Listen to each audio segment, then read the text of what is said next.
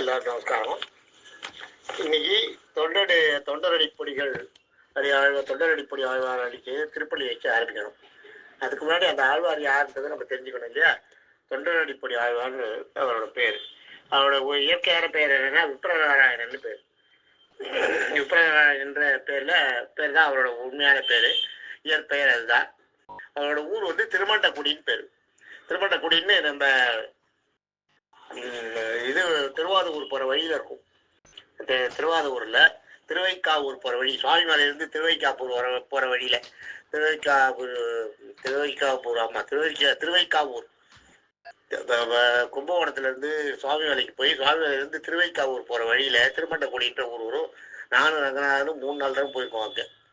அந்த திருமண்டக்குடி அந்த கோயில் இருக்கு இல்லையா, அந்த திருமண்டக்குடி அந்த அந்த திருமண்டக்குடி அந்த ஊர்ல பிறந்தவர் விப்ரநாராயணன். இவர் என்னன்னா ரங்கநாதனை சேவிக்க வந்தார் ஒருத்தரும் ஸ்ரீரங்கத்துல. ரங்கநாதனோட அழகுல மயங்கி அங்கேயே தங்கிட்டார். போகல. அப்ப எல்லாம் இந்த மாதிரிலாம் கிடையாது. பார்த்தா யாரோ ஒரு பிராமணன் வந்தா இவரோட வந்திருக்காரு, இங்க இதை சர்வீஸ் பண்ணிருக்காரு போட்டு எல்லாரும் விட்டுட்டா, அதை ஒன்றும் கண்டுக்கல. இவர் பிறந்தது சொல்ல பாருங்க. இவர் பிறந்தது வந்து மார்கழி மாதம் தேய்பிரை சதுர்த்தசி கேட்ட நட்சத்திரம். இவரோட வரப்போகுது. இப்போ கேட்ட மார்கழி மாதம் வரப்போகுது இல்லையா, மார்கழி மாதம் கேட்ட நட்சத்திரம் அவரோட இது. தேய்பிரையில் வர கேட்ட நட்சத்திரம். அப்படி பார்க்கணும். பார்க்கும்போது நாள் பார்க்கும்போதே மாதத்தை எடுத்துனோம்னா அடுத்தது பிறையை பார்க்கணும். பிறையை பார்த்துட்டு அதுக்கப்புறம் நட்சத்திரத்துக்கு போகணும். தேய்பிரையா வளர்பிரையான்னு பார்த்துட்டு நட்சத்திரத்துக்கு போகணும். இந்த திதி தேவையில்லை. திதி வந்து டெத்துக்கு மட்டும்தான் பார்க்கணும். நம்ம நாள் பிறந்த நாள் நட்சத்திரம் அவரை பார்க்கறதுக்கு போகும்போது பிறையை பார்க்கணும்.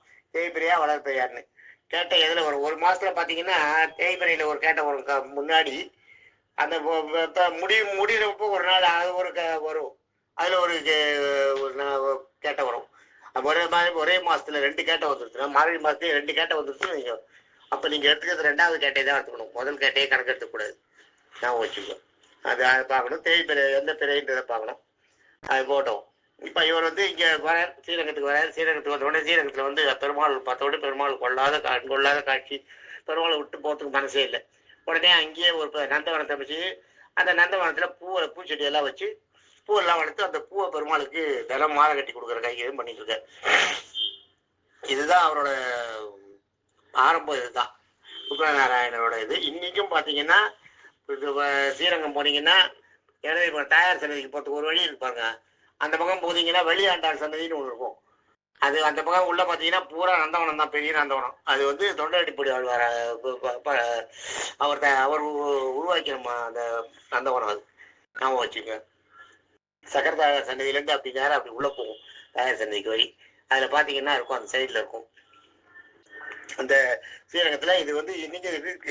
அந்த இவர் உருவாக்கின நந்தவனம் இன்னைக்கு இருக்கு. அந்த நந்தவனத்தில் கைங்கரியம் பண்ணிட்டு இருக்காரு. அதே போல நம்ம இது உத்தமர் கோயில் இருக்கு பாருங்க. உத்தமர் கோயிலில் பிச்சாண்டார் கோயில்னாங்க. இந்த உத்தமர் கோயிலில் ஒரு தேவதாசி, ஒரு தாசி இருப்பாங்க. அவள் பேர் தேவதேவின்னு பேர். அவள் தாசி. அவள் ஆக்சுவலாக தாசி. அவளும் அவள் அக்காவும் ஸ்ரீரங்கம் பெருமாளை சேவிக்கிறதுக்கு வராங்க.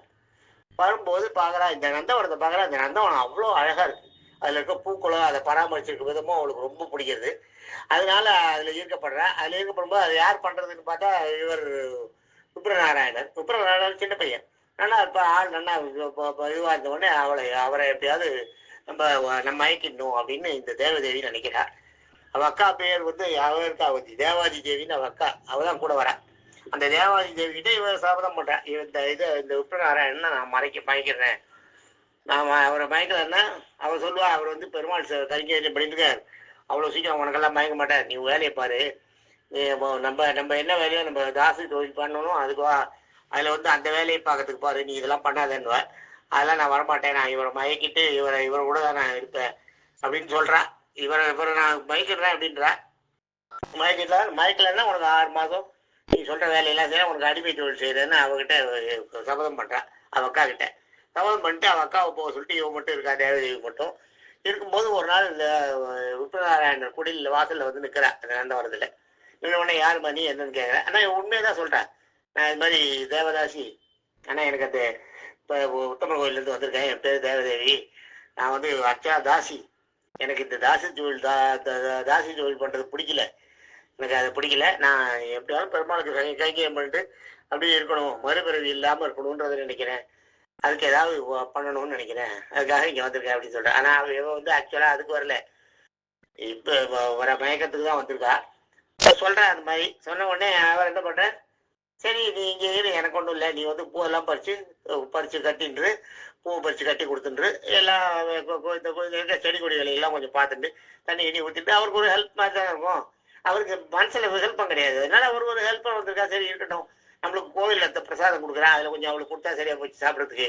ரெண்டு அவளுக்கு கூலி எல்லாம் ஒன்றும் வேண்டாம், எனக்கு ஏதாவது சாப்பிட்றதுக்கு கொஞ்சம் கொடுத்தா போகிறோம், நான் உங்களுக்கு சர்வீஸ் பண்ணிட்டு இருக்கேன் அப்படின்ட்டு சொல்கிறா. அப்படியே இப்போ அவரையும் சேர்த்துக்கிறா. கொஞ்ச நாள் ஆகுது. கொஞ்ச நாள் ஆன உடனே இவர் இவர் மட்டும் தானே மாயையில் மாட்டிக்கிற. இவர் வந்து என்ன பண்ணுறார், அவன் மேலே கொஞ்சம் இவருக்கும் மனசில் இச்சை வந்துடுறது. மனசில் ஒரு ஆசை அவரை மிஞ்சி மாயையில் பெருமாள் எல்லாம் அரங்கனோட அனுகிரகம் அவருக்கும் தோணிடுறது இவன் மேலே. அவன் இவளை வந்து அப்ரோச் பண்ணுறான். அவளும் அதுதானே அவன் காத்துட்டு இருக்கான். இவன் சீண்டி சரி கைக்குள்ளே போட்டு கொண்டு தானே ரெண்டு பேருக்குள்ளேயும் வந்து ஒரு லிங்க் ஆகிடுறது. அவங்க ரெண்டு பேரும் அப்படியே இருந்துட்டு இருக்காங்க. இருந்துட்டு இருக்கும்போது இவர் என்ன பண்ணுறாரு, இவரோட சொத்தெல்லாம் அவர் தேவதேவிக்கு நிறைய கொடுக்குற, எல்லாத்தையும் எடுத்துக்கிறா. எல்லாத்தையும் அடைஞ்சிட்டு போயிட்டு எல்லாம் எடுத்துக்கிறா. அப்படியே 4ஆம் வருஷத்துல இவர் ஏழை ஆயிடுறார். ஏழை ஆனவர்கள இவர்கிட்ட சொத்து இல்லை. அவன் அக்கா இருக்கா பாருங்க தேவாதி தேவி, அவன் வரா. நீ அவரை மயக்கிட்ட நீ ஜெயிச்சுட்ட ஒத்துக்கிற, நீ முதல்ல நீ இங்கே வா, நீ இவர் கூட இருந்து கஷ்டப்படலாம் முடியாது, வீட்டுக்கு வந்து கூட்டிட்டு போயிடுறா. அவளும் போயிடுறான். அவன் வந்து தாசி குலம் தானே அவளுக்கு, அவன் சும்மா தானே இவருக்கு சும்மா தானே இவர்கிட்ட சொன்னான். அவன் சம்பாதிக்கணுன்ற எண்ணம் வந்துடுது. அவன் போயிடுறா. அவன் போய் ஊரில் இருக்கா. இவர் என்ன பண்ணுறாரு, அவளை மறக்க முடியல இவரால் சுப்ரநாராயணரால். அவர் வீட்டை தேடி போகிறார். அவர் வீட்டை போய் இப்போ தேடி போகிறா. துரத்தி விடுறாரு. காசு இல்லாதவருக்கு இங்கே இடம் இல்லை, போன்னு விரட்டி விடுறார். வந்துடுவா, மறுபடியும் போவா, மறுபடியும் வருவா, மறுபடியும் போவார், மறுபடியும் விரட்டுவா, வந்துடுவார். இப்படியே அவருக்கு பைக்க முடிச்ச மாதிரி சுற்றிட்டு இருக்கார். இந்த நேரத்தில் என்ன பண்ணுறார், பெருமாள் என்ன பண்ணுறார், இவனை சரி இந்த மாதிரி இவனை ரொம்ப நாள் இது பண்ணக்கூடாது, இவனுக்கு புரிய வைக்கணும் அப்படின்ட்டு சுப்ரநாராயணருக்கு என்ன பண்ணுறார், பண்ணி இப்போ ஒரு நாள் கோவிலோட தங்க வட்டியில் இருக்குது பார்த்தீங்களா. அப்போ கோவிலில் 5 வட்டியில் தங்க வட்டியில் இருக்குது.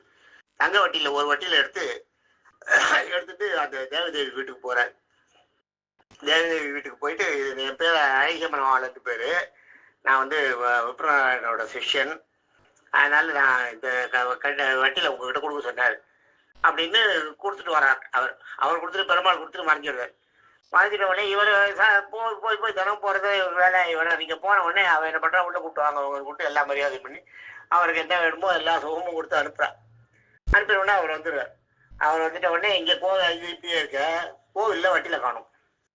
வட்டியில் காண உடனே சோழ ராஜாவுக்கு விஷயம் போடுறது. தங்க வட்டியில் இல்லையா, கோவில் பொருள் சொத்தாச்சு, கோவில் சொத்து தொட்டில் வட்டியில் காணணுன்னு பட்டாச்சாரி கம்ப்ளைண்ட் பண்ணுறார். பார்க்குறாரு, பட்டாச்சாரியை பிடிச்சிக்கிறார். அந்த வெம்பகத்தை அந்த இது அவெல்லாம் நிர்வாகிகள்லாம் அங்கே பாருங்க, அவள் எல்லாம் பிடிச்சி ராஜாவுக்கு போட்டு கொடையில. ஏன்னா ராஜாவுக்கு வந்து எப்பயுமே எந்த ராஜாவுக்குமே தன்னோட ராஜ்யத்தில் திருட்டு போனால் அது எப்படியாலும் கண்டுபிடிச்சி அது யாருன்றது பார்த்து தண்டனை கொடுத்துடணும். அப்போதான் மற்ற ஆளுக்கெல்லாம் பயம் கொண்டு இருக்கும். இல்லாட்டா திருட்டு போகிறது வந்து அவ்வளவு கவனிக்காமல் விட்டோம்னா அது ஒரு தொழிலாகிடும். ரெண்டாவது ராஜ்யத்தில் வந்து ஒரு அக்கறை இல்லாத ஒரு இது இல்லாத போயிடும், ஒரு பயம் இல்லாத போயிடும். அதனால அவளை போட்டு செமையாக தண்டனை கொடுக்குறார். தண்டனை கொடுக்கும்போது என்ன பண்ணுறார், பெருமாள் என்ன பண்ணுறாரு, ஒரு இந்த அழகிய மணவாளன் தான் அவங்க கண்டுபிடிச்சிடறா. தேவதேவி வீட்டில் வட்டியில் இருக்கிறத கண்டுபிடிச்சிடறா.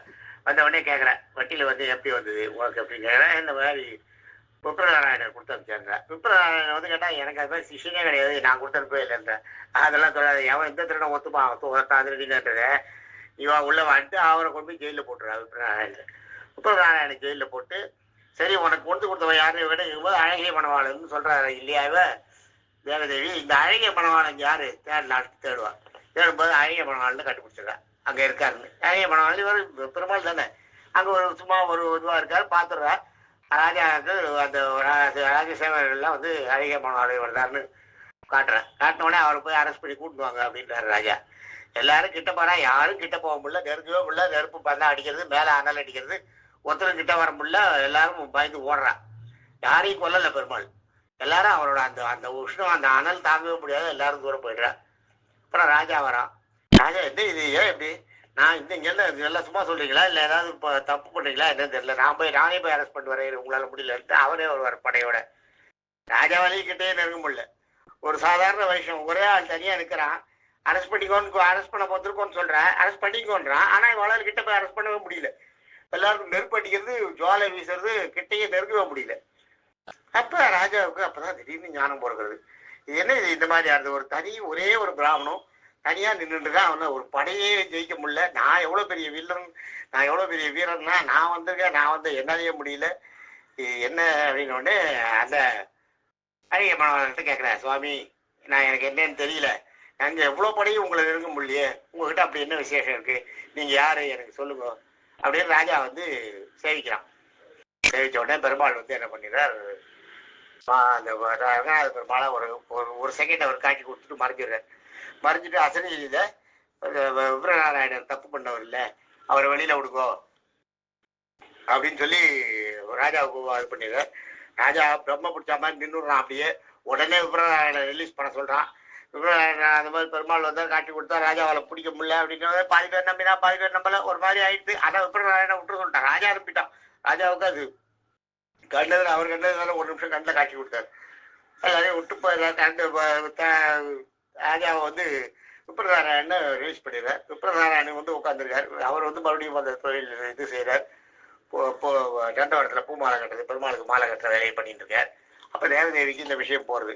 இது மாதிரி ஆகி ராஜாவுக்கு கனவுல ராஜாவுக்கு வந்து எதிர பெருமாள் பிரதர்ஷனமாகி சொல்லிட்டார், இது மாதிரி உங்கள் வீட்டுக்கு வந்த அழகிய பெருமாள் தான் பெருமாள் தான் அந்த வடிவத்தில் வந்திருக்கார், அவர் தான் வந்து கொடுத்துருக்காரு வட்டியில் அப்படின்றத ராஜா கிட்ட சொல்லிட்டாருன்னு உடனே இவளுக்கு ரொம்ப பிடிச்ச மாதிரி ஆயிடுது தேவதேவிக்கு.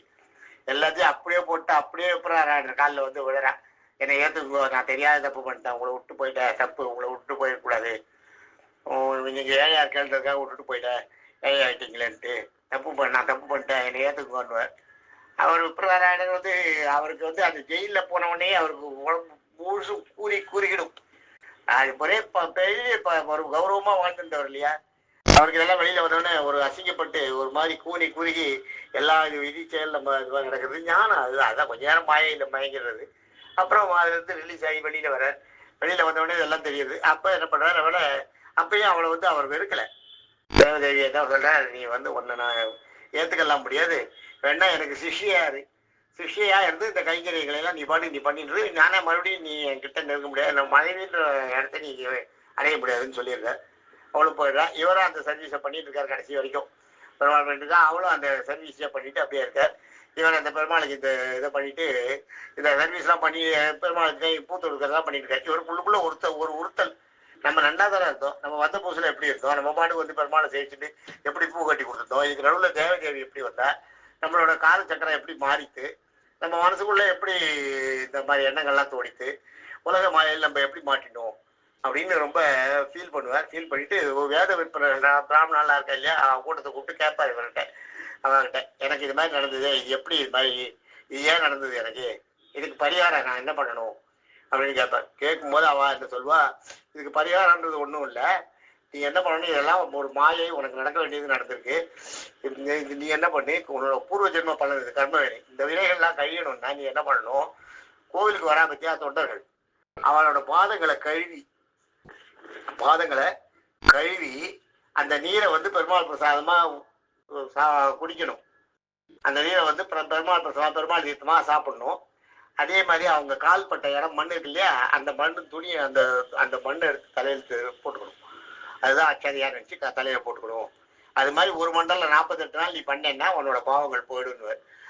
இது அவர் என்ன நாராயணன், இது வந்து நான் கேட்கவே வேண்டியில்லை, இதை நான் வந்து எனக்கு பாவம் இருந்தாலும் இல்லைனாலும் இதை நான் செய்யறேன், தொண்டர்களுக்கு செய்யறது வந்து எனக்கு வந்து அது இதுவே கிடையாது, எனக்கு பாகவத பிரியன் தான், நான் அதை பண்றேன் அப்படின்ட்டு அதை விரும்பி பண்ண ஆரம்பிச்சார். அப்புறம் அது 48 நாள் இல்லை, ரெகுலராகவே பண்ண ஆரம்பிச்சார். எல்லாம் கால் அழுந்து விடுறது, அந்த தேர்த்தத்தை அவர் வந்து பெருமாள் தீர்த்தமான எடுத்துன்னு சாப்பிடுறது, அவர் இறந்து போனோடனே அந்த கால் பட்ட மண் எடுத்து தலையில் சேர்த்துக்குது. அதனால்தான் அவருக்கு தொண்டர் அடி பொடி ஆழ்வார்.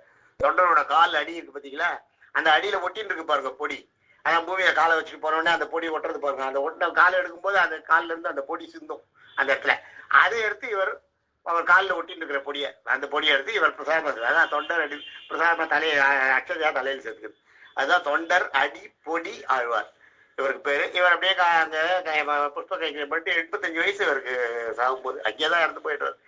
இங்க அது எதுலையுமே இல்லை. புராணங்கள்லயே நான் ஒரு நாள் பத்ம புராணம்னு ஒரு புக் இருக்கு, அதுலதான் படிப்பேன்.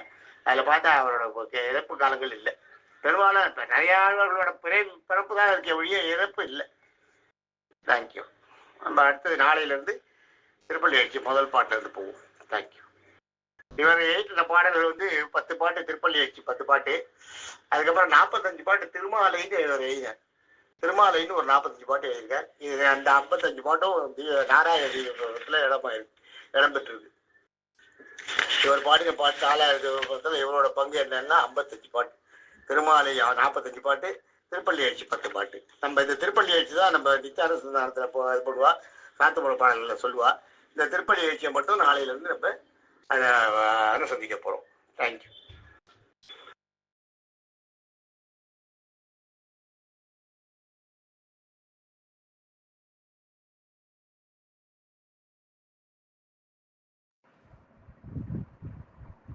நாளையிலேருந்து இவர் சொன்ன திருப்பள்ளி எழுச்சி 10 பாடல்களும் ஆரம்பமாகும். இந்த இது அதில் அழகிய மணவாளன்னு சொன்னேன் பாருங்க. இந்த அழகிய மணவாளன் இவர் தான் இன்னைக்கு ரங்கநாதருக்கு அழகிய மணவாளர்னு ஒரு பேர் உண்டு. அங்கே ஸ்ரீரங்கத்தில் நிறைய பேர் அழகிய மணவாளன்னு பேர் வச்சுப்பா. அழகிய மணவாளன்றது பெருமாளோட பேராகவே ஒரு பேராகவே ஆயிடுச்சு. அதுலேருந்து தான். தேங்க்யூ. இவர் தான் பெருமாளுக்கு பேருக்கு அழகிய மணவாளன்ற பேரில் பெருமாள் வந்ததுனால தான் அவர் பேர் இன்றைக்கும் அழகிய மணவாளன்ற பேர் நிலச்சி நிற்கிறது ஸ்ரீரங்கத்தில் ரங்கநாத பெருமாளுக்கு. தேங்க்யூ.